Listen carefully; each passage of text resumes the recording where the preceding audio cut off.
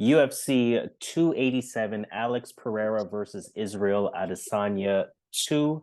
Welcome to another UFC prediction and analysis video presented by yours truly here at Boxing MMA Picks. He goes by Zan, I go by Harris. As usual, fight by fight breakdown and analysis. From that betting perspective, we want to let you know which fights are worth the value, which fights to avoid, which underdog has the best shot at winning, and some parlay action towards the end of the video as well. Make sure you hit the thumbs up on this video. We would definitely appreciate that. Make sure you subscribe to the channel here at Boxing MMA Picks, especially if we have helped you make money in the past. And most importantly, we want to hear from you in the comments. Now, for this pay-per-view event taking place live in Miami, we have 13 fights overall. 8 of them are going to be on the prelims in a typical pay-per-view fashion style. 5 of them on the main card. So let's get to work right away. Fight number 1 of our prelims, and we are looking at Jaqueline Amorim versus Sam Hughes. For Sam Hughes, she had a unanimous decision loss to Piera Rodriguez. That was back in October. 2-4 in the UFC now at this point. Decent on the feet. Look for controlled forward pressure from her. Look for fakes. Look for the jabs. Sneaky combinations. I will give her that credit, but not too much power on it, so it's not really too threatening. What she lacks on the feet is that she's pretty hittable. She wears the damage. Her footwork is not the best, but she can work her way to a clinch situation. She can look to land takedowns. In those situations, we see she lands just over 1 takedown per fight.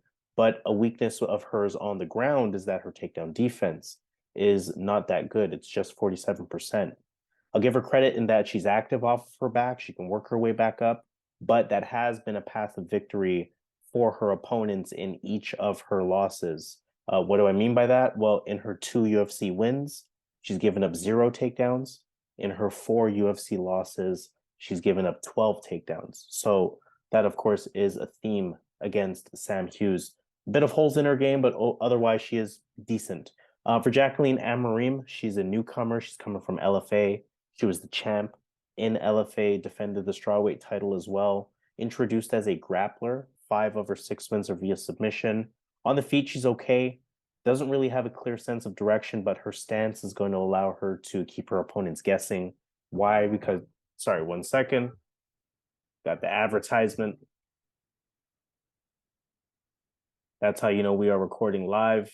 Advertisements, play on. But like I mentioned for Jaqueline Amorim, again, she's patient. She stays low. She offers up that occasional jab. She has the big overhand right. She's also offering, level changes, and she's trying to time that takedown. And that takedown, like I mentioned, is part of her game, coming with the submission package. Her top control is good. The grappling IQ is there to maintain position, to improve position. And we know the submission threat is there as well. I can see Sam Hughes having moments on the feet here with the pressure, with the combinations, but just like her last fight, I don't really see that pressure and the combinations taking her anywhere. Although she has it, it's not overwhelming to her opponents because, again, it lacks power, it lacks the danger, so to speak. From there, I like Hughes, like in each of Hughes's losses, and especially in Hughes's last fight, I can see Amorim landing takedowns on her, possibly getting the submission as well. For Amorim, again, I think she's the smarter pick here, but it is still risky because it's women's MMA, and also because Amorim, of course, has never been out of the first round. That's something to watch out for as well, because we don't know what her cardio looks like. We don't know what her IQ looks like in those later stages of the fights. But Sam Hughes, very beatable. I do think that the newcomer, Jaqueline Amorim, gets it done in this case, but not interested in betting at all. But I will go with the newcomer to start us off, Jaqueline Amorim. Yeah, this is a tricky fight in the sense that Sam Hughes is she's a vet now at this point. She doesn't have the best record, but she's pretty much gonna go in there. She's gonna fight for your money. She's gonna have really good cardio. As the fight goes on, she's able to put on a pace that her some of her competitors can't keep up with.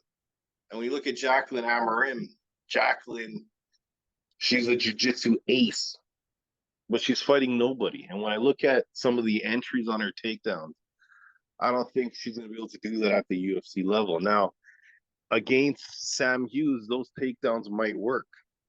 Sam Hughes doesn't have the best takedown defense, around 40-50%, in terms of takedown defense on Sam Hughes' side.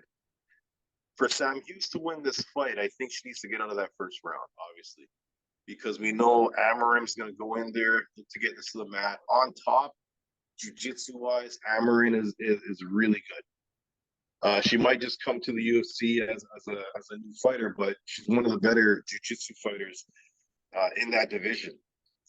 That's how much I rate her skills. But again, she's not fighting anyone. She's fighting really low-level fighters.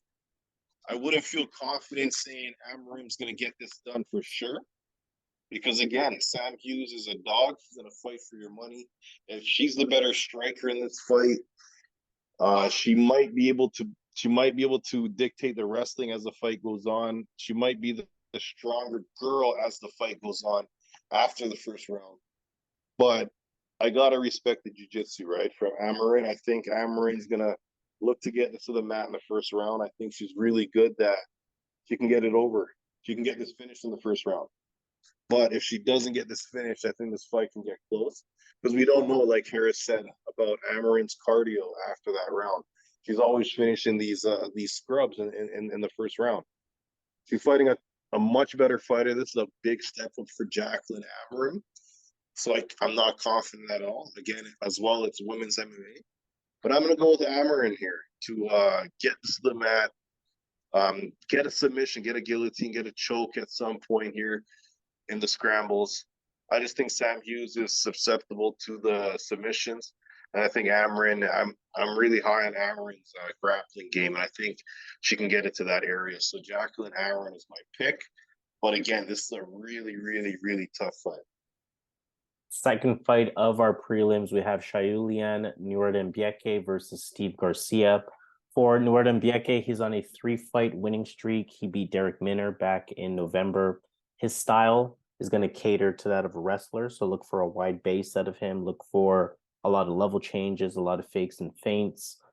Essentially, he's going to look for that clinch against the cage. He's going to attempt those takedowns, especially after those punch flurries to kind of back you up. Again, going back to the clinch opportunities against the cage. He can swing a bit wild at times. He does have a lot of movement in the stand-up. He has good power as well. The takedown attempts are decent, almost 3 per fight, or 3 per 15 minutes, I should say. There is some chain wrestling involved in that, so even if he doesn't get it the first time, he does stay committed to it. He has pretty good wrestling IQ from what I've seen. And just with his style, it's a high effort type of style. With respect to the wrestling, with respect to those takedown defense, or takedown attempts, I should say. So his opponents really have to sort of stay on their toes to stop that from him. Will Steve Garcia be able to do it? We're going to have to find out. He's a southpaw. He has solid hands. He beat Chase Hooper back in October. Pretty light on the feet. Jab is solid. He can put combinations together, not afraid to engage whatsoever. Look for that forward pressure from him. He's going to fight at a high pace, especially early in the fight, almost a kill or be killed type of style. And to that point, he can leave himself open to being counterpunched. He is a bit chinny, even though just 1 of his 5 losses is via KO TKO. And he does have a bit of a ground game in and of himself in that he can land takedowns. We look at the numbers there, almost 2 per fight at almost 50% on the accuracy side of things. When I'm looking at this fight, I'm seeing a lot of variables. Right away, that's going to let me sort of inform the audience, do not bet on this, especially if you're on the side of the favorite. I think that's way too steep. If you're calling for the underdog, there may not be valid opportunity to call for the underdog, so I would completely stay away from this one. Can't really trust either fighter. I think that Steve Garcia, of course, has that forward pace and pressure, but Nuerdanbieke has the power, right? Especially what we saw Steve Garcia's last opponent, Meerschaert, do, or not his last opponent, but I think 2 fights ago it was, what Meerschaert did to Garcia. It was catching him on a counter. It was using his aggressiveness against him. You got to think that Nuerdanbieke can potentially repeat that big counter punch, capitalizing on the pressure, leading to the knockout. Nuerdanbieke's game, as I mentioned, is predicated on takedowns, but Steve Garcia has 100% takedown defense, at least on paper. Is that 100% going to hold? I don't think so. I do think Nuerdanbieke's commitment to takedowns will allow him to land a few. So that's another variable that we're going to have to look out for. And I think that commitment and the effort throughout the 3 rounds is what's going to be the difference maker here. I can see Nuerdanbieke sort of barely winning the fight, barely putting rounds in his favor, and really just making it a frustrating fight for Steve Garcia. But again, I'm using the words barely. I'm using the words can't trust either fighter. I'm using the words a lot of variables. So I definitely wouldn't bet on this, but Shayilan Nuerdanbieke is going to be my pick.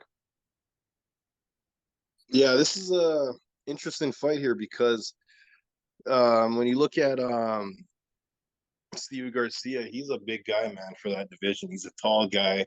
He has really good barroom boxing, and he has power. He has a lot of finishes. He finishes much more than 50% of his wins have been by finish. I haven't checked stats, but I can just assume that because he's going in there looking to knock people out. And in this fight, I think he's going to be the guy that has the better chance to finish it on the feet. However, I think Shayilan can hold his own on the feet. Shayilan needs to be more active in this fight. He's not really an active striker. He's really patient. But I think in the wrestling, I think Shayilan's going to be able to shine in that area in this fight. When you really look at who Steve Garcia has gotten wins from in the UFC, you see names like Chase Hooper or Charlie Ontiveros. These guys shouldn't have been in the UFC. And whenever he fights a guy at the UFC level, he loses. At least when you look at Shayilan Nuerdanbieke, he at least has wins against guys that have wins in the UFC, such as a TJ Brown. You can't count the Derek Minner, but you got to respect Shayilan Nuerdanbieke. He's fought close. This is going to be his 50th fight come Saturday. This is going to be his 50th fight, and he's not an old guy. He's 28 years old. So he's going to be the more experienced guy in this match, have the wrestling advantage. As well, the big thing that may be a factor in this fight is his physicality. This guy's an athlete. This guy's in shape. He could be the stronger guy when it comes to clinching. I like Shayilan in the spot, so I'm going to go with him in this one here to get the win. Third fight of our prelims. Let's look at Ignacio Bahamondes versus Trey Ogden. For Bahamondes, he's on a 2-fight winning streak. He beat Ju Rong. That was just over a year ago. Good kickboxing, good snap on both his punches and his kicks, good timing. He picks his shots pretty well. He has a good, quick, long jab. The striking diversity is there as well. I like his pressure as he fights from the center of the octagon, while also, again, taking advantage of the reach advantage that he has. His combinations are pretty clean, and he uses all of his length. We see for this fight specifically 3.5 inches in reach, 4 inches in height. Look for him to definitely capitalize on that. And he's physically strong for the division, which allows him to stuff the takedowns, 95% takedown defense on paper. Trey Ogden, on the other hand, he beat an undefeated Daniel Zellhuber. That was back in September. Keep in mind, he was the underdog in that fight. He's light on his feet, decent striking, decent movement, good striking pace. He's going to use that pace to try to close the distance. He's going to try to fight coming forward. Pretty effective with the jab, pretty effective with the calf kick as well. He's going to look to land that takedown. We see that he doesn't land them too often, just 1 takedown per fight, just 15% on the accuracy side of things. But at least that lack of accuracy tells you that he's going to attempt it quite a bit. He is a good grappler. He is actually introduced as a jiu-jitsu practitioner. 11 of his 16 wins are via submission. So he can be dangerous down there. Showed good takedown defense in his debut. I don't think that part will matter. I do think what will be most critical for him is that I think his striking defense is lacking and his cardio is lacking a bit as well. We do know that Trey Ogden was supposed to fight 2 weeks ago. That fight was scrapped. That was with Manuel Torres. And I think that Ignacio Bahamondes presents a tougher challenge for Trey Ogden because of his striking diversity specifically. Then I look at Trey Ogden's last fight, whereas a Daniel Zellhuber type of opponent wasn't active enough against Trey Ogden. I do think an Ignacio Bahamondes type of opponent will have a lot more activity. Bahamondes is a lot more dangerous of a striker than a Daniel Zellhuber type of striker is, despite some of the physical similarities that the two of them have. I noted the 95% takedown defense from Bahamondes. I also think about his last fight against a Zhu Rong type of opponent. That was an opponent that was looking to land takedowns at times, and it was because of how effective Bahamondes was on the feet. In fact, he finished that fight defending a takedown. So again, it shows that 95% is true. The takedown defense is there. He is aware of it. He is aware when his opponents try it, and he is ready for it.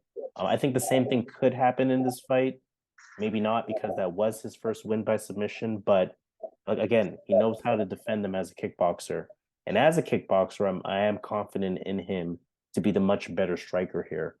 So I like Ignacio Bahamondes here. He's a big favorite for a reason. I feel pretty confident that he gets it done. Okay, when I look at the dog, man, I think the dog has a chance. Trey Ogden can definitely win this fight. He's a well-rounded guy. This guy can mix in the grappling. If he can mix in the striking with his grappling really well, he can give Bahamondes some problems because Bahamondes has lost the grapplers. And Trey Ogden, again, he doesn't have the best takedowns, but he's going to be the better grappler in this fight. If this becomes a grappling fight, he's going to win. But I don't see this being a grappling fight. I think Ignacio Bahamondes, in his last fight, he's shown his improved takedown defense, as well in his fight against Roosevelt Roberts. I think takedowns are going to be hard against this guy, even though he's 6'3", doesn't have the best center of gravity. I think he's gonna have the. I think he's gonna be able to stuff these takedowns. Trey doesn't have the best wrestling, and he's gonna need that in this fight on the feet. 6'3", Ignacio should be able to outstrike Ogden, get the better moments in the fight. Trey Ogden may get his moments, but I think that Ignacio is going to land the bigger shots, the better shots. And I see him getting the win here, man. Just being the bigger guy, it's going to be a striking fight. He keeps it on the feet. I see that path, and I think that's what's going to happen here. So Ignacio is my pick for this one. Fight number 4, Cynthia Calvillo versus Lupi Godinez. This is to end off the early prelims. Cynthia Calvillo had that split decision loss to Nina Nunes. That was back in August. It's 4 losses in a row now for Calvillo. Decently reliable in the stand-up. She has good head movement. Expect her to fight coming forward. Expect regular activity out of her. She is able to pick up the pace when needed. Surprisingly good strength for the division. She's a decent wrestler. Almost 2 takedowns per fight, almost 50% accuracy. She's a decent grappler. A third of her wins are via submission. She's really just one of those fighters that not amazing at any one thing, but pretty decent everywhere. That could help or that could hurt her in this situation, going up against Lupita Godinez, who had a unanimous decision loss to Angela Hill back in August. Good on paper across the board. She has the solid boxing skills. She has decent movement, good accuracy on her punches, throws good combinations as well. And she has wrestling skills, good takedown defense as well. She is willing to stay committed to that takedown attempt. That can put her in favorable clinch positions with cage control, but she's also finishing these takedowns. We look at her numbers, almost 5 per fight. More importantly, almost 50% on the accuracy side of things. Let me not make the prediction part of it too long, though. You almost have to go with Lupi Godinez by default. And I think that because I think Cynthia Calvillo just doesn't have it anymore. If you ask me, I think she probably retires after this fight or she gets cut. Calvillo to me is just not looking good at all. I mean, yes, her 4 losses have been to good opponents, but she's just not able to do much with her striking. She's not really posing a threat to her opponents. It's going to allow her opponents to implement whatever style they want to implement on her. And on top of that, her cardio has not been looking good. Outside of just Calvillo not looking good, I do think that Godinez can be the better striker here. And despite Calvillo's decent takedown defense at 75%, she hasn't really gone up against any wrestlers if you actually look at her resume. Probably since like Karl Esparza, if I'm not mistaken. I do think that Godinez will be able to land those takedowns to that point. If she can't, I do think that she can hurt Calvillo on the feet as well. I'm going to have to debate whether or not I parlay this one because Godinez, of course, has been a little unreliable in the past, but I do feel confident in her getting it done here. Yeah, I still got IQ questions with Lupi Godinez. When I look at that Angela Hill fight, I thought that was money in the bank, man. I thought she was just going to take her down, utilize that grappling, and she would have been the much better grappler in that fight. Would have been able to take her down. I don't see why, unless she went into that fight injured. It doesn't make sense to me why she didn't utilize her grappling in that fight, right? So it's hard for me to trust her as far as parlay pieces. But when you look at this fight that we have here, these fighters are similar. Both came into the UFC as grapplers. Calvillo, the jiu-jitsu, Lupita with the wrestling. And then they improved the striking. They got better at the striking as far as the boxing, the kickboxing. I will say Lupita is the better striker, is what I believe. Cynthia has quit in her as well.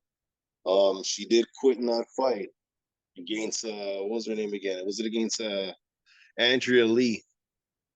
She got the corner to stop that fight in the corner. So she does have quit in her. So she had a lot of potential. Like she definitely did, but I think the game passed her, and I think Lupita is going to be physically stronger, and then she's going to have the wrestling advantage, the striking advantage. A lot of times, like this is something that goes back. A lot of times when you have the better grappler, okay, that's fighter A, and then fighter B is the better wrestler and the better striker. Fighter B wins that fight most of the time, and that's what we have here. So Calvillo needs to get this to the mat. That's not going to be easy against Lupi. So I think Lupita gets it done if she uses her head in this fight. And I think she has all the tools here to get the win here. I don't see how she loses against Calvillo. She has her covered in every area, plus some. So I like Lupita in this fight. Should be a parlay piece, but because of her fight against Angela Hill, I can't really trust her at this point. All right, fight number 5. Let's look at Karl Williams versus Chase Sherman.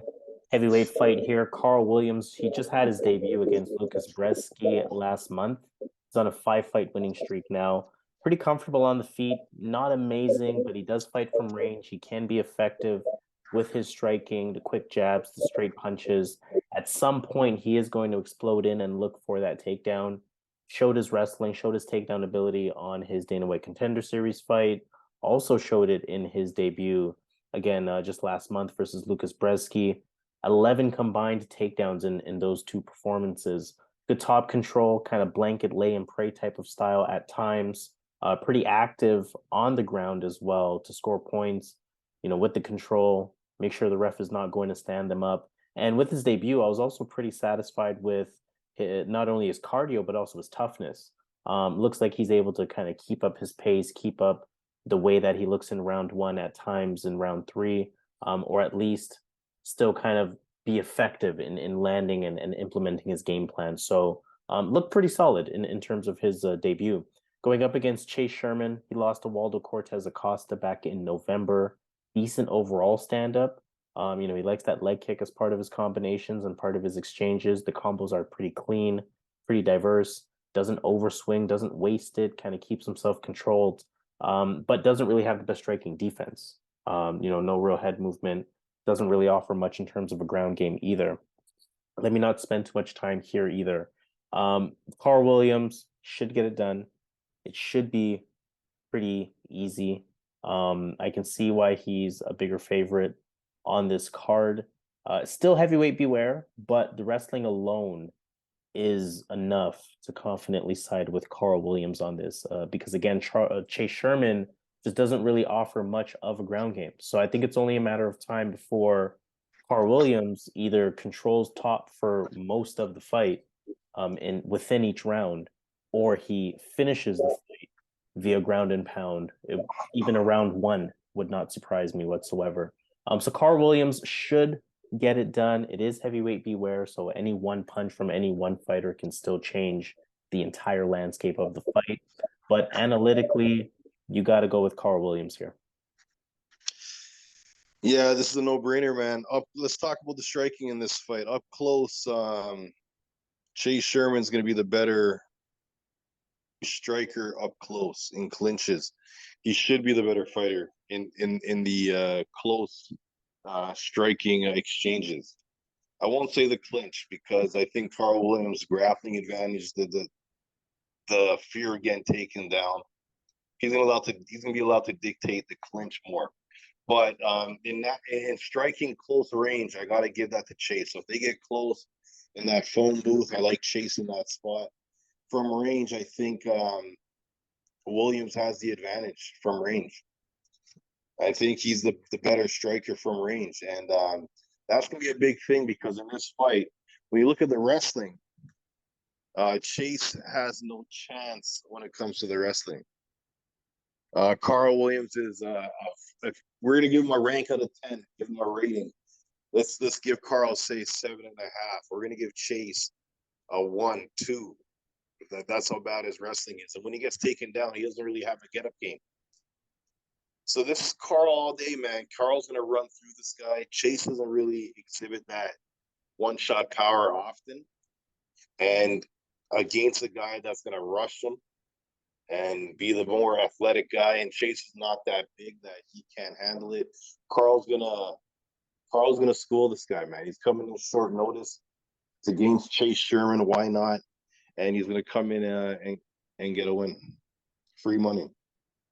Fight number 6, let's look at Gerald Meerschaert versus Joe Pyfer. Middleweight fight here. Gerald Meerschaert beat Bruno Silva in his last fight. Pretty good win there. Relatively basic fighter, though, at least with his stand-up. Basic 1-2 combinations out of that southpaw stance. I would say he's below average in the striking department. He leaves his chin up.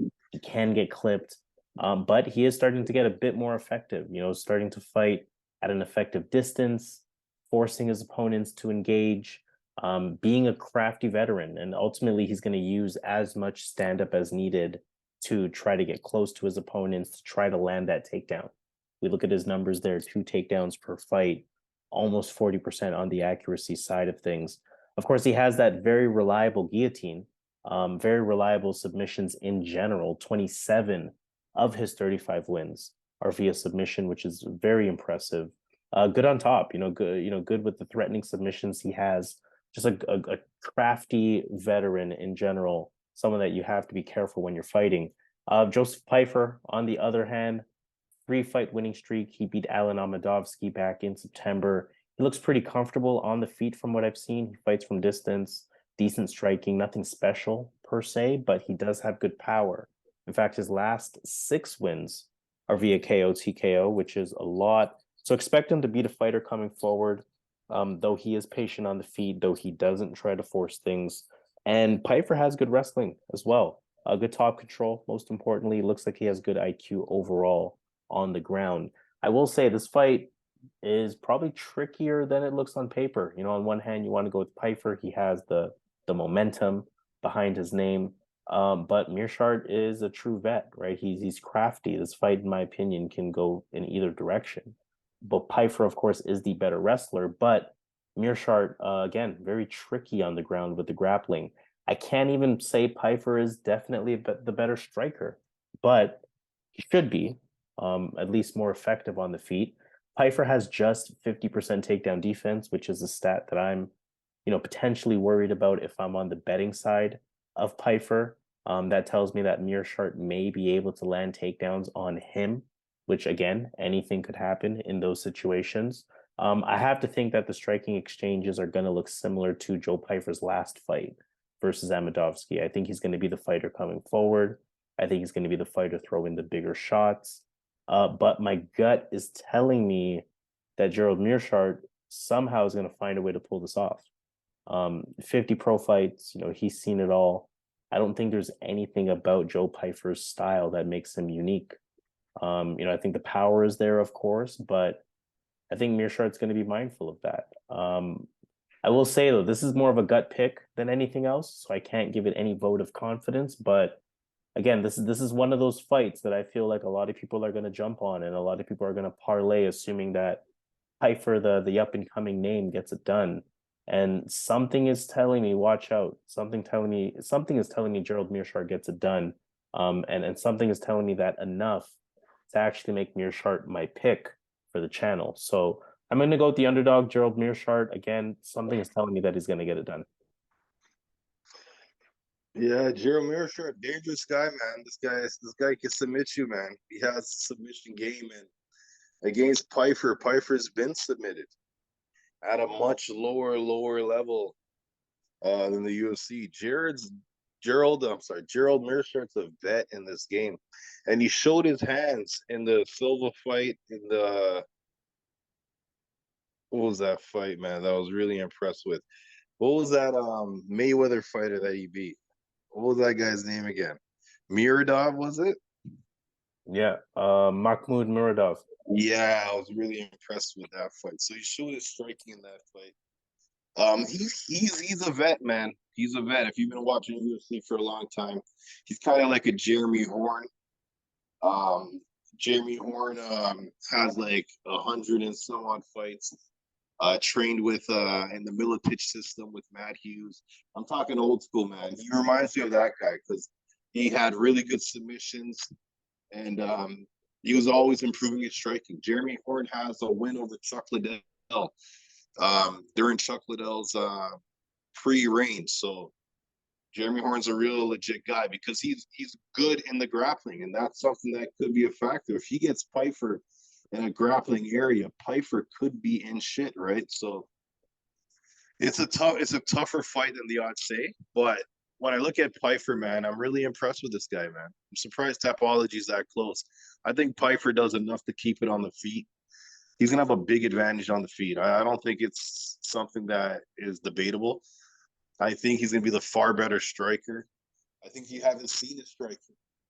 I think this guy can outstrike him, land the bigger shots. I think he can knock him out, man. And that's likely going to be what happens here. If he plays grappling with Gerald, then he can get submitted. If you play into his guard, you can get submitted. You can get choked out. You can get armbarred. Something can happen. You can get reversed. You know what I'm saying? But I think if he does the right thing and just keeps it on the feet, uses his wrestling, keeps it on the feet, he's the far better, more dangerous striker. I think he puts out Gerald, man. I like the odds for this fight because I don't think Gerald's gonna win this fight aside from a home run submission here, right? So I'm gonna go Joe Pyfer to get this done.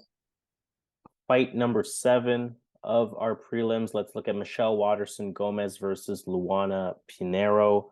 For Waterson-Gomez, she lost to Amanda Lemos. That was back in July. She's 1-4 in her last 5 fights now. Getting up there in age a bit as well. She's 37. Of course, she does have that signature karate style in the stand-up. Pretty active, a lot of jabs from her, a lot of leg kicks. Really tries to maintain distance, more of a point fighter than anything as well. But she will look for those clinch situations. Don't expect too many takedowns, but she can land it. She can be effective on top. Doesn't have the best striking defense. Also, she's a bit tentative offensively. So that's going to be a few things I'm going to look out for in this fight, especially going up against Luana Pinheiro, who's on an 8-fight winning streak at this point, though she hasn't competed since November 2021. That was when she beat Sam Hughes. A lot of in and out movement on the feet, a lot of fakes, a lot of feints. She has good power. She's pretty explosive. So again, I'm going to see how Waterson-Gomez is going to react to that. 2 KOs, 5 submissions. So 70% of her wins are via finish for Luana Pinheiro. A lot of those submission wins were situations where she had her opponents hurt. Again, just speaking to her explosiveness, speaking to her power. She has a good inside leg kick. She has good movement. And she has that judo background, really strong clinch against the cage. She can land the judo takedown. She can land takedowns in general. We see her numbers looking really good there, not only from a takedowns landed, even though it's a relatively small UFC sample size at almost 5 per fight, but more importantly, almost 80% on the accuracy side of things. When I'm looking at this fight, I'm thinking about Michelle Waterson, and it's a kind of similar commentary that I mentioned with Calvillo, although I wouldn't say I feel the exact same way about Michelle Waterson, but I don't think she quite has it anymore at this level. Again, she's looking really hesitant in there lately. She's looking like she can't keep up with these younger fighters. I think her takedowns, again, Michelle Waterson, I'm talking about here. I think her takedowns could be a threat in this fight. I think it is possible that she makes it a frustrating fight for Luana Pinheiro, but something very specific that I like about Luana Pinheiro going back to her judo ability is that she has really good timing. She's gonna figure out Michelle Waterson's takedown timing. She's gonna reverse it with her judo takedowns, with her judo flips. And I think that Pinheiro's power could also be a threat again with how hesitant Michelle Waterson has looked lately. So I'm looking at this fight. I'm really liking the odds. I really want to see how they look come face down or come face off time because I'm sort of anticipating a good showing for Luana Pinheiro. I'm anticipating this being one of those fights where the result is way wider than what the odds are indicating. So I think you can get a good value play on Luana Pinheiro. She's going to be my pick here. Yeah, this is a tough one, man, because Luana Pinheiro, yeah, she's looking good, but who is she fighting, right? And she has that judo in her back pocket where she does get takedowns, and she utilizes it well. But in this fight, she's gonna have the judo advantage, but Michelle's gonna have the wrestling advantage. As far as who's the better jiu-jitsu player, I'm not sure. I guess Luana would be the better jiu-jitsu player in this game, in this match. But we're gonna find out Saturday, right? But when you look at the striking, I do think Michelle Waterson is the more dynamic striker. However, Luana does have the power. And Luana, what I've noticed is she has an ambush style. At some point in the fight, she's gonna just run forward and not care and it worked on the Contender Series. She got a knockout against Sam. Was it Sam Hughes? Who was the fighter? Was it Sam Hughes? I believe it was Sam Hughes. She was able to knock her down in that fight. So she's definitely gonna be the more dangerous fighter in this one. But I can't get a read bet. I can't really trust her because she does slow down as the fight goes on. Waterson has fought 5-round fights. This could be a situation where Pinheiro looks good in the first round and Waterson wins the next two. So I'm gonna go with the underdog in this spot. I'm gonna take the underdog. I'm gonna go with Michelle Waterson to pull this off. Luana's a good prospect, but I just think that this is a big step down for Michelle and Waterson and a big step up for Luana. So I'm going to go on the underdog side where the favorite did the big step up. So Michelle's my pick here. All right, fight number 8, final fight of the prelims, Chris Curtis versus Kelvin Gastelum. Interesting middleweight fight here. Gastelum is 1-5 in his last 6 fights. He hasn't competed since losing to Jared Cannonier. That was back August 2021. Southpaw on the feet, still has good stand-up, still has good footwork. As of the last time we've seen him, good balance in his stand-up, good boxing, good speed. He's going to mix in some kicks there as well. Pretty strong, even for this weight class. The ground game is pretty solid too, although just a takedown per fight. It shows that he can land it, he can resort to it. BJJ black belt on top of that. What I like about Kelvin Gastelum is that he's tough. He's not afraid to go at it with his opponents. He's not afraid to be the one to push the pace or try to implement the pressure and really try to execute on his game plan. Going up against Chris Curtis, high IQ style fighter, beat Joaquin Buckley, I should say, back in December. He's a southpaw as well, or switch stance. So going to be interesting to see how he comes out in this one. Primarily a boxer, a clean boxer at that. Can put really good combinations together, really composed, good punch IQ, good counter puncher. The power is definitely there. I mean, we saw what he did in his last fight, but overall, half of his 30 wins are via KO, TKO. Legitimately good takedown defense as well, 100% takedown defense on paper, and we're looking at 5 UFC fights at this point. So that might have some relevance for this fight, but either way, I think we're looking at a close fight. Going back and forth on this one, I can see why you'd go for either fighter in this situation. I will admit, I'm a bit surprised to see Chris Curtis as the underdog here. I thought that he would maybe be a slight favorite just based on what he's done recently versus Gastelum, again, being 1-5, being inactive for as long as he has. I thought that would sort of make the fight tip in the scale of Chris Curtis from a betting perspective. I will say Chris Curtis has the cleaner striking, but it comes with a lack of activity. That said, he's a good counterpuncher. He can use Gastelum's activity against him the same way that he was able to do to Joaquin Buckley. Curtis's striking defense is good as well, so you got to imagine that he doesn't take too much damage. So I don't really see a situation where Gastelum hurts him on the feet as a result.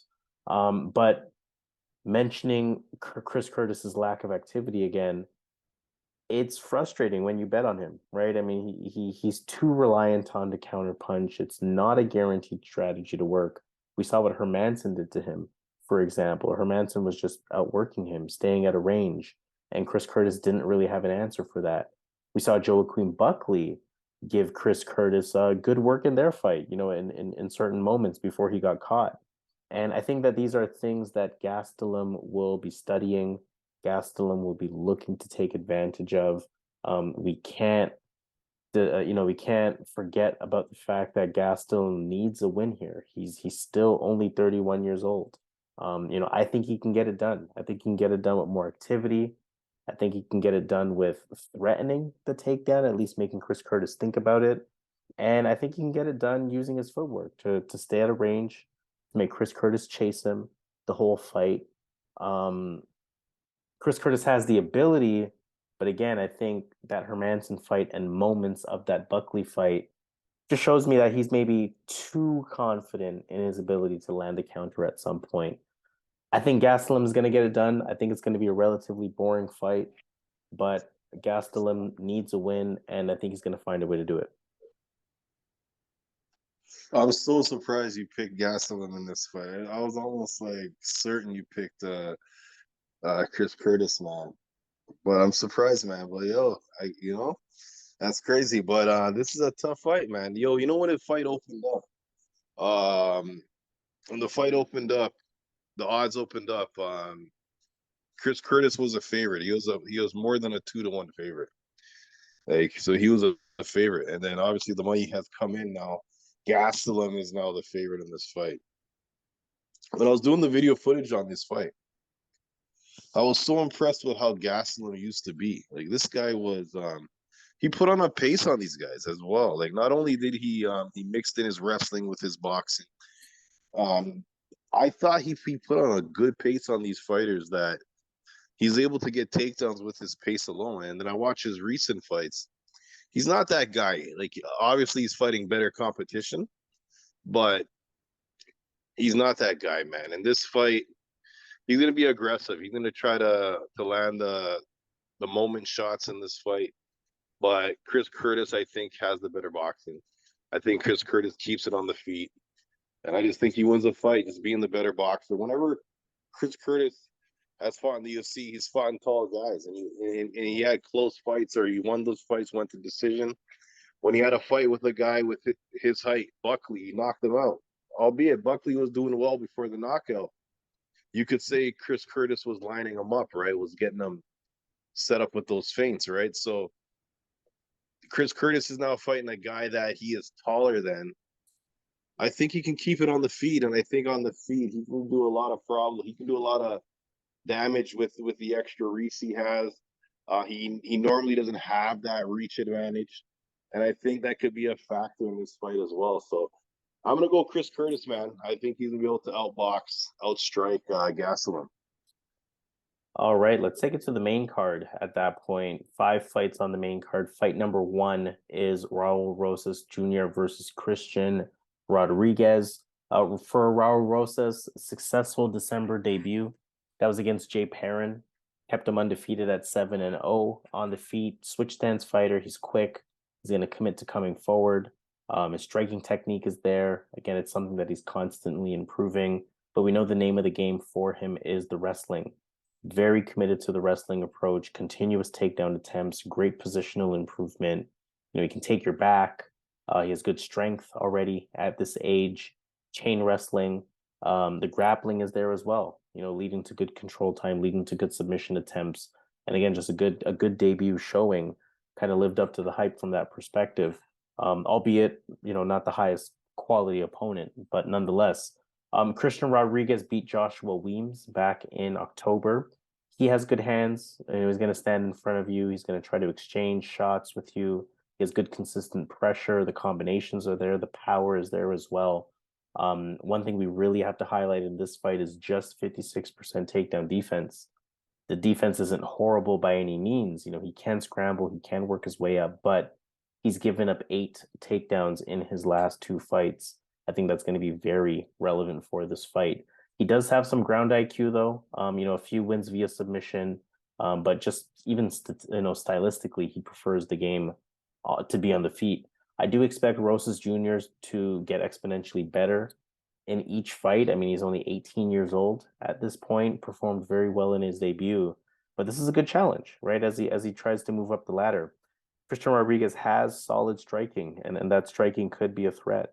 But I think Rosas Jr. is in a really good position here. I think he's the bigger fighter.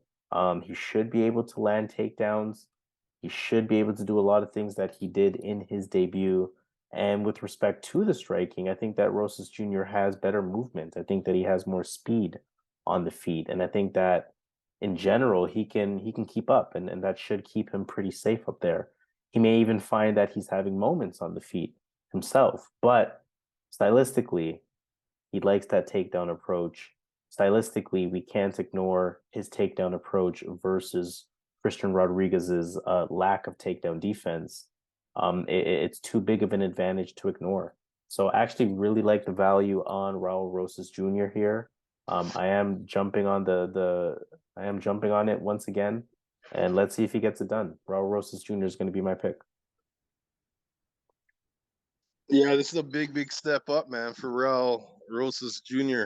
When you look at Christian Rodriguez, I think if the UFC trying to push Raul, I really believe they can give him a bigger name with less danger, if you know what I mean. I think that Christian Rodriguez is much better than, or he could beat fighters that are higher ranked, that have a name, some of them. I think he's a dangerous fighter, man, because he's fought on the Contender Series. He's fought Junior Cortez, a wrestler, and Cortez was not able to get any takedowns in that fight.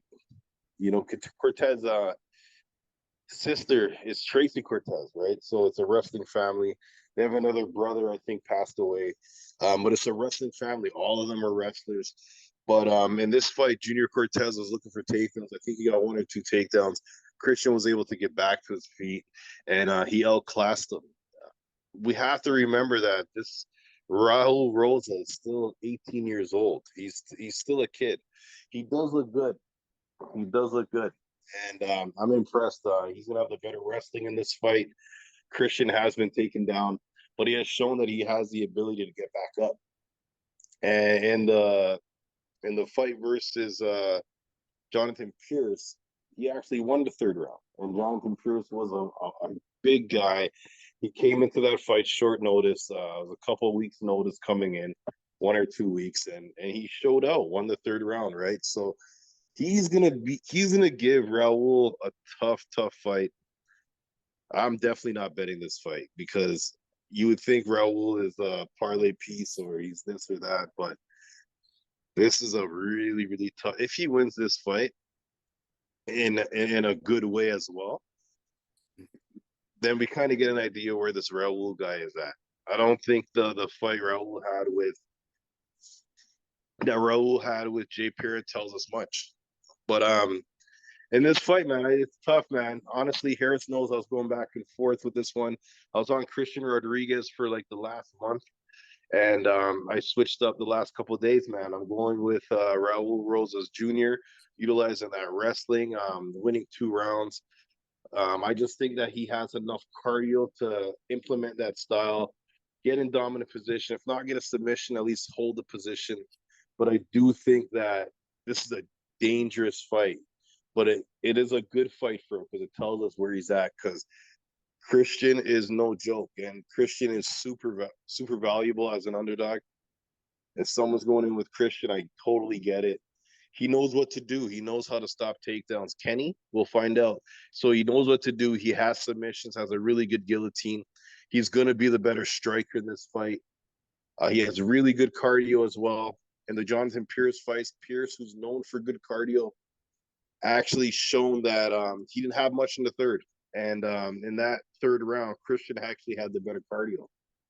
So this is a tough fight, but it'll tell us a lot about Raul. I'm gonna ride the Raul train, but I'm not making any bets, man. Just gonna watch the fight.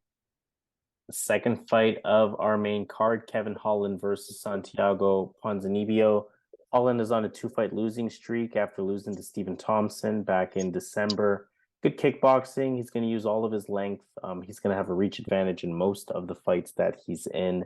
8-inch reach advantage in this case, in addition to 3 inches in height. He's quick on the feet with solid striking IQ. Clinch opportunities are there. Decent elbows, decent knees in range, pretty effective in close quarters. He's also a good grappler. BJJ black belt, good ground IQ. Overall, we know his biggest weakness is his wrestling with just 50% takedown defense. But we also know that it's an area of his game that he is actively working on. I don't think that'll be a point of emphasis in this fight, so I won't go much more in detail on that. Ponzinibbio, he beat Alex Morono back in December. Good movement overall from Ponzinibbio. He cuts off the ring really well. He doesn't really chase his opponents, but he is coming forward at all times. Good control of distance. He's going to use good fakes and feints as part of his attack. And he's going to go at a pretty high pace with good head movement. Pretty good fight IQ, just in general. He mixes up the strikes. He looks for openings. Not the cleanest boxing, but he does have a long, reachy jab. He does have a solid calf kick. And, again, he has some pace behind his punches. He has some pop behind his punches, even late into fights. I think it's a good fight, just in general. I think both guys are going to have moments here. Definitely a tough fight. And I think that you want to avoid betting this regardless of the direction that you want to go in. I think these are two guys that are going to, that in general, I should say, these are two guys that collect losses when it's time to step up the level of competition. So in some ways, this is a test to see what level both of these guys are at. Kevin Holland, big favorite. I definitely understand why, though it will be a tough fight. These are the fights that he can win. A fight where he's going to be faster than his opponent, fully capitalizing on the reach advantage that he has. We saw Alex Morono look faster than Ponzinibbio for portions of their fight. So I don't think it'll be a problem for Holland to be the faster fighter the entire fight. Also, a fight where the opponent in Ponzinibbio is not going to be looking to threaten the takedown. It's going to allow the fight to stay standing. And yes, Ponzinibbio's big power, but Holland is tough. He should be able to avoid most of the danger. And Holland otherwise is the better, quicker kickboxer. So my pick is going to be Kevin Holland, but I'd be careful parlaying this. Again, Holland has made some questionable decisions, especially when you have money behind him. So I'd be very careful with that. But in terms of making a pick, I'm going to go with Kevin Holland.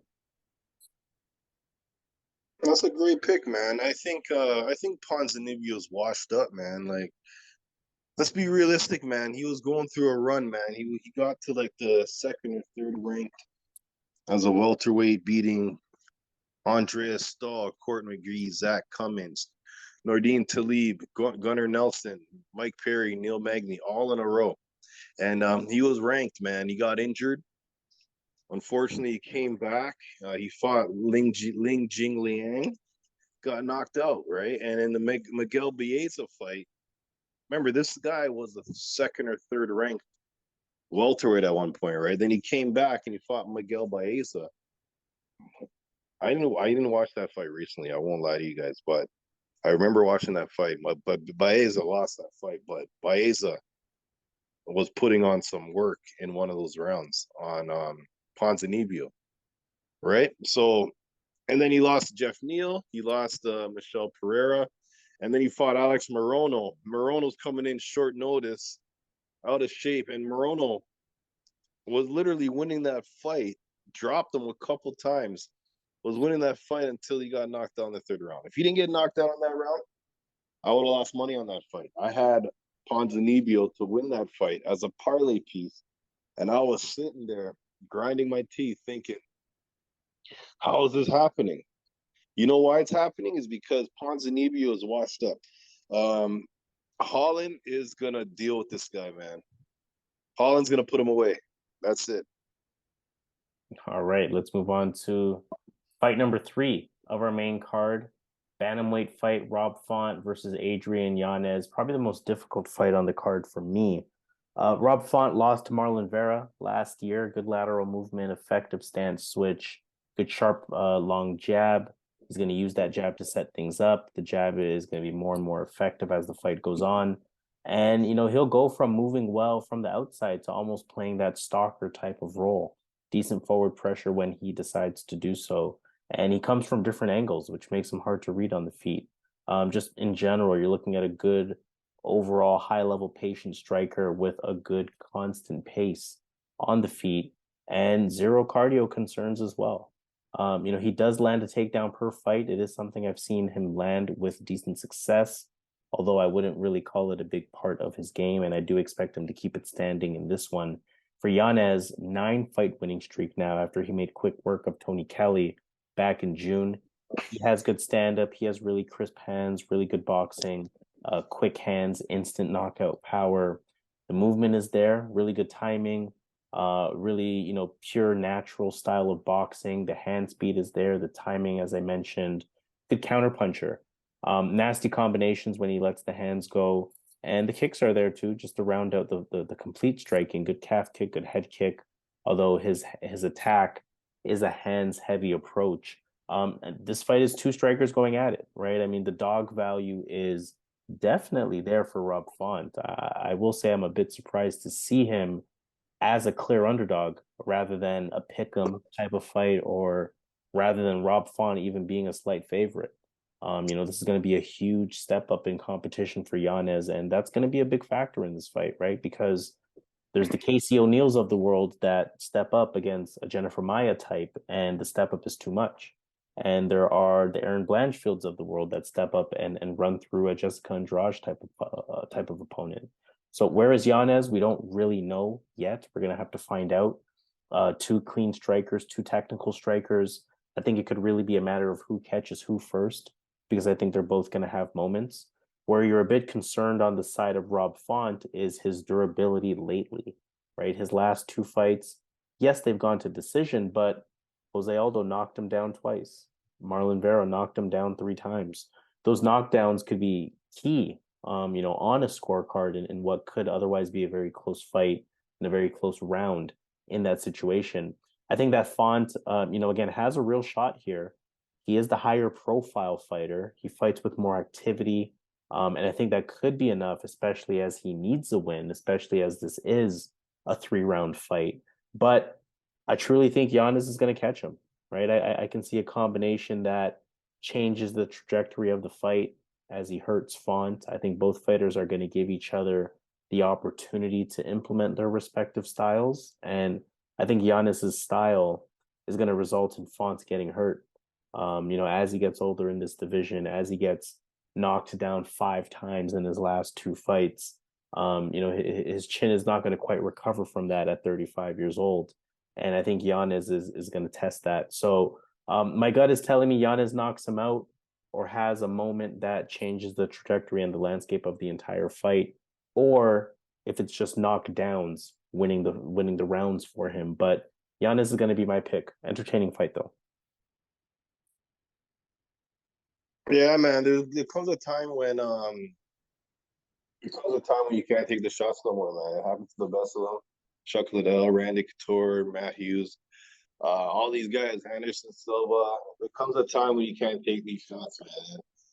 And Rob Font against Aldo, against Marlon Vera, he's outstriking these guys. He's outlanding these guys in both fights, but they're having the big moments. And it's showing that his chin's gone. He's getting dropped. He's doing the wobble dance in these fights multiple times. It's not looking good for his chin, right? So I'm with you, man. I'm gonna go with the young guy, Adrian Yanez, man. Adrian Yanez has power. Really good boxer. I think if he targets the body, that's gonna be an area that he can target. Everyone goes for Font's head, right? So target the body. It's gonna open up the head shots. And I don't think Rob Font can take those shots, man. I can see Rob outstriking. I can see Rob coming out looking good that first round, first couple minutes. But as the round ends, the first round ends and the second round begins, I see the fight changing. I think I think Jan is going to land some shots, and I think he might be able to put him away. I don't think Font's been put away in the UFC, but I think at this point, I think Yanez might be able to do it. All right, let's go on to our co-main event. We have Gilbert Burns versus Jorge Masvidal, welterweight fight here. Gilbert Burns beat Neil Magny back in January. We know he has improved stand-up. He likes to come forward. He likes to throw a lot of fakes, a lot of feints, level changes, things like that. It is going to make him hard to read at times. It allows him to, continuously press forward as well. He has a big, powerful overhand right that he's effective with. His BJJ, his grappling ability, it speaks for itself. I mean, definitely one of the best in the UFC. 9 of his 20 wins are via submission to double down on that statement. And he can land takedowns with pretty effective top control, right? 2 takedowns per fight, not afraid to pull guard if needed to get the fight to the ground. And the toughness is really there with Gilbert Burns and the level of competition. He's performing well against these guys. Masvidal, 3-fight losing streak, lost to Colby Covington last year. We know he's a high-level striker, still a dangerous striker, still has great striking IQ. He's going to know which shots to throw when between his punches and his kicks. He's going to have good combinations. Plus, of course, you do have to respect the power. Good movement on the feet, good movement around the ring, solid clinch as well, good activity with the knees and the elbow inside. But let me just keep this one short because I don't want to spend too much time on it. I feel the same way about this fight as I did for Masvidal versus Covington. I felt like Covington was essentially better everywhere that he needed to be. And I feel like that's the case here as well. I feel like Burns can land takedowns if needed. I feel like Burns can have moments on the feet because Masvidal, regardless of the striking he has, doesn't really have the best striking defense. He's almost too confident in his striking to a point where he gets hit. I mean, we saw what Usman did to him. We saw what Covington was able to do to him throughout their fight. What's slightly riskier on the side of Gilbert Burns compared to a Colby Covington type of fighter is that Burns is going to be more likely to stand, to entertain the crowd, and it's in Miami, so that could get him caught. Masvidal is from Miami. But I think as the fight goes on, Burns should be the one to fight smarter, should be the one to have no problem getting it done, still is a relevant name in this division, still looking at potentially getting title shots. So I think for as much as he wants to entertain the crowd, he's still going to keep it very logical on his end. And that's going to involve the ground game, that's going to involve the takedowns. And even if the crowd is booing, so be it, get a win and move on. Gilbert Burns, I believe, should get it done no problem. Masvidal's only chance is that Hail Mary knockout, of course. Yeah, I think Jorge Masvidal, I think he's done here, man. I think he's washed up as well. He's lost his last 3 fights. I think he milked it the best way he can. He has a good promotion going on. Game bred. I don't know what it is. It's like some bare knuckle boxing or MMA, whatever it is, but it's looking good over there. Had a good show last weekend. So he definitely is gonna be making his cash. But in this fight, man, Jorge Masvidal hasn't had a win since 2019 against Nate Diaz. Prior to that was in July 2019 versus Ben Askren. Prior to that was March. So he was active in 2019. He lost to Kamaru Usman. He lost to Usman again. He lost to Covington. So he's staying active as a fighter, but he's fighting another guy that's a contender and another guy that's well-rounded. I think Gilbert Burns is going to go with the approach he went with Wonder Boy, going for the takedowns. I think in this fight he can get the takedowns on the ground. I think it's going to be a big advantage for him once it gets there. I don't think Masvidal's going to be able to get back to his feet. Gilbert Burns can also finish him in that area on the feet. Gilbert Burns can last. He's not a fish out of water on the feet, but I do think Masvidal has the advantage on the feet. He has that home run chance in any of his fight. If you watch his Darren Till fight, you watch his fight with Ben Askren, this guy does have that home run ability, but I just think at 38 years old, man, he's no longer competitive in the top 5. He can't fight those guys. Gilbert Burns can. Gilbert Burns is still doing his thing in the division. I think Gilbert Burns uses the wrestling approach, gets it to the mat. The big difference with Covington is that Gilbert Burns has good jiu-jitsu, good top game. I can see him getting a finish here, man. So I'm going to go Gilbert Burns to get the win. Let's move on to our main event of the evening. In that case, Alex Pereira versus Israel Adesanya, middleweight title on the line here. I don't want to spend too much time breaking down each fighter. I mean, this fight just happened 4 or 5 months ago. We know that we're looking at a striking match, two kickboxers. I expect this to really be a continuation of their last fight, kind of without the quote unquote what if, right? The what if essentially was what happens if Pereira catches him, and we saw what happened. Not going to really get into the history either. I think we know the story between these two guys. Both of these guys are high level strikers. Adesanya being the faster technician, Pereira having the power advantage, and again, just like in their last fight, I'm going to feel the exact same way here. No matter the actual result of the fight, Adesanya will be winning at the time if it were to go to points. And again, just like their last fight, I think this fight is gonna again be about whether Pereira catches him or not. Last time I was betting that he does not do it. This time, of course, a bit trickier. I do think Adesanya makes some key adjustments for this fight. I think Pereira's style essentially stays the same. And I think that's going to fare well for Adesanya. Actually, I wouldn't be surprised if Adesanya gets a finish on his end because he did have moments where he was hurting Pereira. Otherwise, if you run the exact same fight back 10 times, I think Pereira catches him maybe 3 times out of 10 at most. And I think their last fight was one of those times. I don't think that this fight coming up will be one of those times. So again, I don't want to spend too much time over analyzing this one. I think it's going to look the same as their last fight, but my pick is going to be Israel Adesanya.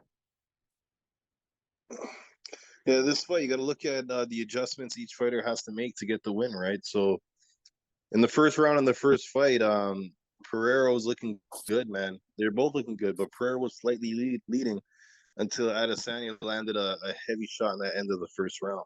In the second round, let me remember what happened in that one. Yeah, Pereira looked good in that round. Pereira looked good, man. Pereira came back, was marching on, cornering Adesanya. I think that round went to Pereira. In the third round, Adesanya got some grappling going, got a takedown, controlled it. In the fourth round, Pereira was tired from the grappling and was losing the striking. In the fifth round, Pereira knew he needed a win. It looked like Adesanya was playing around where Adesanya knew that he was winning 3 rounds for sure. And all he had to do was survive. Because if you watch that fifth round, he was just defending. He wasn't throwing much offense. He wasn't giving Pereira something to worry about in that fifth round. So Pereira was just marching on. At one point, Adesanya threw a leg kick, was checked by Pereira. Adesanya literally, he got thrown on the ground from that leg kick, and he flipped back up. He got back to his feet, but after that, literally the finish is coming right after that. He didn't have his mobility as he had all fight to avoid Pereira, right? So that was a big shot that doesn't really get much discussion. If you watch that fight, the fifth round, Pereira's marching him down trying to get a win, but Adesanya's doing enough to get away. But at some point, he lands that check on Adesanya. And then as he's marching, Adesanya seems to be more stationary.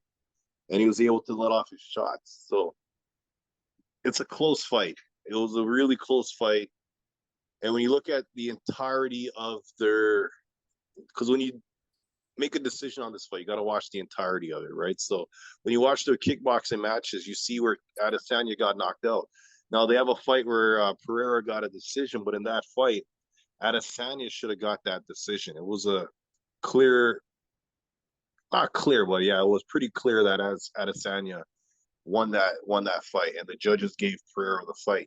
Now the fight Pereira knocked out Adesanya was winning on the scorecards. He was outstriking Pereira that fight. In the UFC, same thing. He's winning the fight, winning on the scorecards. It's a tough fight, man, because I see a lot of Harris. I actually watched some videos of other predictors, man, to see what they're saying on that one fight. And everyone, or a lot of people, 90%, man, that I watched, they're going with Pereira in this fight, man. They're making it seem like, but Adesanya, he's an anime fan. This is one of those things where you got to kind of come back from the brink of defeat. And I think Adesanya is going to do enough to get the win. I think he needs to grapple. I think he needs to use that because in the first fight, he had a lot of success with the grappling. He was the better grappler. When he got on top, Pereira couldn't get back up. So I think he needs to go that route. I think his striking is good. And he just needs to be careful as the fight goes on because, as you've seen in the first fight, one leg check changed the outcome. He wasn't able to avoid the damage, right? But I think Adesanya gets it done, man. I think he comes back. I know the odds are not in his favor, but I do think he comes back and gets his title. All right, there you have it. So let's go to Vegas. Let's take a look at the fights. Let's start, of course, with some underdogs. I will read those out. And then, of course, we'll get into parlay picks after that. But starting with the underdogs, we have Sam Hughes, who's an underdog against Jaqueline Amorim. Steve Garcia is an underdog. Trey Ogden, Cynthia Calvillo, Gerald Meerschaert, Chase Sherman, Michelle Waterson. Chris Curtis is a slight underdog. Christian Rodriguez, Santiago Ponzinibbio, Rob Font, Jorge Masvidal, and Alex Pereira, the champ, is also an underdog. All right, for me, I'm gonna go with Chris Curtis and Israel Adesanya. Izzy's a favorite still. Oh, is he the favorite? Yep. No. Okay. Yep. I got Chris Curtis. All right, so Chris Curtis 2.0. Good pick there. In terms of my underdog potential, again, I have a feeling Gerald Meerschaert gets it done, so he's going to be my underdog pick there. And in terms of any kind of favorites or any kind of parlay picks, who are you considering? I'm gonna go right after you, man. I'm just making mine now. For sure. So I'm looking at a few fights. I'm looking at Ignacio Bahamondes. I think he's going to get it done against Trey Ogden. I know she's been inconsistent in the past, but maybe this is my last shot with her. Lupita Godinez. I think she just has a better skill set than Calvillo at this point in their careers. And kind of betting on the moment. I know Christian Rodriguez is a tough opponent, but Raul Rosas Jr. Could prove that he's ready for the big stage, even at this young age. So I think he's going to get it done. I think his skill set matches up well for that fight. Those three picks is going to be a 2.53. That means that $100 will get you a total return of $253. And for our bigger bettors, $250 will receive a total of $633. Okay, I'm gonna roll with Carl Williams, Joseph Pyfer, and Kevin Holland. All right. So those three fights, very similar payout, 2.52. So $100 will get you $252 in total, and $250 will get you a total of $630. So you see, we are providing you with multiple ways to make money on this card.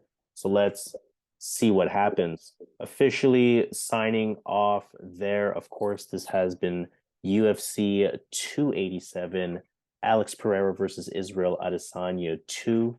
UFC prediction and analysis video presented by yours truly here at Boxing MMA Picks. Again, make sure you hit the thumbs up on this video. We definitely appreciate that. Please subscribe to the channel as well. Here at Boxing MMA Picks, share the channel with a friend, share the channel with anyone that you know that's looking for advice and looking for insight on these UFC fights. And make sure you participate in the comments. We want to hear from you. Which fights do you think are our best picks of the card? Which fights do you think are our worst picks of the card? Which parlay picks are you going with? Which underdog pick are you going with? Or if you want additional insight on any given fight, let that be known in the comments, and we're more than happy to have that extended conversation with you. But let's officially sign off UFC 287, Alex Pereira versus Israel Adesanya 2. Your full card prediction video presented by yours truly here at Boxing MMA Picks. He goes by Zahn, I go by Harris, and in our usual fashion, let's get this money. Let's get it.